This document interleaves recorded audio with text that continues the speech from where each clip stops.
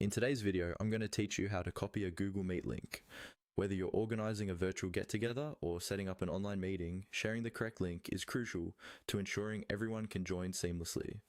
Today, let's dive right into how you can easily copy that all-important link in just a few steps. Imagine you're about to start or have already begun a Google Meet session. You open Google Meet and join the meeting room, which might be blank if you're waiting for others to join. Now, take a moment to look closely at the interface. Your aim here is to find the link that you can share with your colleagues or friends so they can join you. Up on the top left corner of your screen, you should see an icon that might depict a lowercase I inside a circle, or something that looks like a miniature calendar icon, generally known as the meeting details icon. This is the part that holds all the essential information about your meeting, including the link you'll need.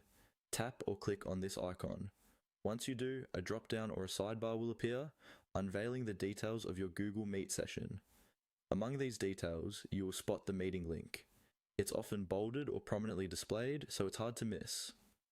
This link is your virtual gateway for inviting others to your online meeting space.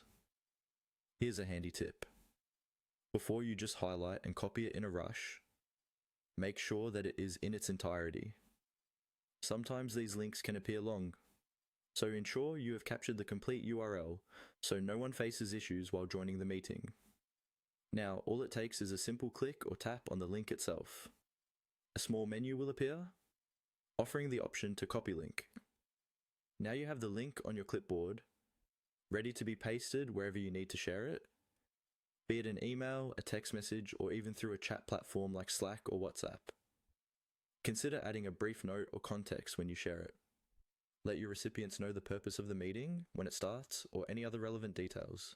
It'll save you a lot of back and forth chatter later on and makes you appear more organized and considerate.